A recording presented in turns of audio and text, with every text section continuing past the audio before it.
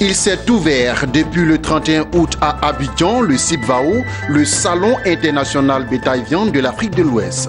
Le salon est un rendez-vous des acteurs de la viande et du bétail. Pour cette deuxième journée, la problématique du financement a été l'objet d'un débat qui a réuni éleveurs, financiers et experts des ressources animales. Nous en parlerons dans ce journal. Et puis dans cette édition, nous nous rendrons au Maroc où l'enseigne française de textile et bazar bon marché a fait son entrée sur le marché. Bonsoir à tous et merci de suivre les informations sur Business 24 Africa, la chaîne de l'innovation au cœur de l'émergence africaine. Depuis le mercredi 31 juillet, il s'est ouvert à l'espace oiseau libre du Palais de la Culture à Abidjan, le CIBVAO, le Salon international bétail-viande de l'Afrique de l'Ouest. Cette plateforme accueille tous les acteurs de la chaîne de valeur de la filière bétail-viande en Afrique de l'Ouest. Le CIBVAO est aussi un espace dédié à la réflexion, aux échanges pour la performance de la filière bétail-viande en Afrique de l'Ouest. Pour cette deuxième journée, la problématique du financement a été l'objet d'un débat qui a réuni les éleveurs, les financiers et les experts en ressources animales. Le compte-rendu de nos reporters Marie Seri et Lawani Babatunde. Perspective et stratégie pour le financement de la chaîne des valeurs. C'est autour de ce thème que se sont axées les réflexions au cours de cette deuxième journée du CIBVAO, le Salon international bétail-viande de l'Afrique de l'Ouest.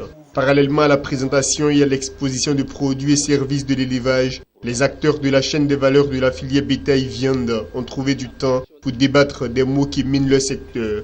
S'il ressort des échanges que le manque de financement est un frein à l'essor de l'activité, la responsabilité des acteurs de la filière n'a cependant pas été occultée. Nous avons fait un diagnostic, surtout qui relève la non-structuration de la filière. Et cette non-structuration a des conséquences, puisqu'ils sont éparses devant des besoins communs, devant le banquier. Il faut une structure solide qui défend les membres. Alors qu'on a constaté que ces structures ne sont pas viables. Il y a des fêtières, mais à la base, il n'y a pas de service rendu à la base. Professionnalisation du secteur. Une fois que ça s'est fait, les banquiers iront, c'est conçu pour les banquiers dans leur esprit qu'il s'agit d'un secteur informel. Et vous le savez tout comme moi, que tout ce qui est informel attire la réticence de tous ceux qui sont appelés à investir dans les secteurs. Donc une fois que c'est professionnalisé, ça sera fait systématiquement. Selon les chiffres officiels, la filière bétail-viande a produit et commercialisé 328 229 têtes de bétail en 2014 pour plus de 97 milliards de francs CFA. Les banquiers et établissements financiers ne rejettent donc pas la possibilité d'accompagner un secteur aussi essentiel que l'agriculture pour la sous-région. Pour les banquiers, depuis la production jusqu'à la commercialisation des produits, ils ont du mal à comprendre quelle est la démarche des acteurs. Une fois que cette démarche est maîtrisée, je pense qu'il n'y a pas de problème, ils y iront. Surtout qu'ils sont conscients du fait qu'il y a beaucoup d'argent qui circule, comme on le dit, dans ce secteur précis. Nous avons dit que chaque structure nationale doit s'organiser de telle sorte à avoir un plan d'action, un plan de stratégie pour la région est d'abord pour sa structuration. Et à partir de la structuration, je crois que tout vient. On a des exemples dans le café et le cacao, dans la filière EVA, la filière avicole, la filière porcine. Si vous êtes organisé, vous aurez des interlocuteurs pour financer votre secteur. Au terme de ce panel, éleveurs, financiers et experts des ressources animales ont ensemble convenu d'œuvrer en synergie pour faciliter l'accès au financement pour le développement de la filière bétail-viande. Le Salon international bétail-viande de l'Afrique de l'Ouest, CIBVAO, s'est ouvert sous de bons auspices.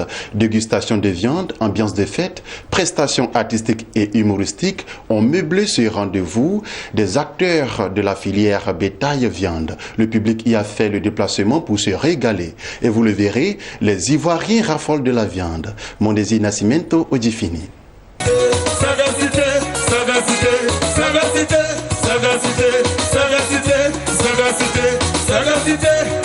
Ambiance de fête, prestations d'artistes, musiciens et humoristes, le Salon international bétail-viande de l'Afrique de l'Ouest CIBVAO laisse déjà découvrir la qualité et la diversité des viandes et volailles produites dans la sous-région à travers la partie dégustation qui a meublé la première journée. Allez, Notre stand, on fait du porc et on fait du bœuf. Alors en matière de porc, nous avons des saucisses de Toulouse, nous avons des brochettes de filet de porc qu'on appelle le filet mignon. En matière de bœuf, nous avons des brochettes de filet de bœuf. Nous avons des saucisses de Toulouse de bœuf aussi, qu'on peut appeler. Et on a des côtes de porc. On les met essentiellement à griller sur la grille pour que ce soit moins gras. Saucisses de bœuf, viande de veau, grillades de porc et de cabri, brochettes, poulet braisé et bien d'autres mets, de quoi faire saliver les fins gourmets. Ça me fait du bien, j'aime bien la viande, j'aime bien déguster la viande. Donc c'est d'abord surtout ça, c'est pour ça aussi. Surtout qu'il y a vitamines dans la viande. Bon, moi particulièrement j'aime la viande par rapport au poisson.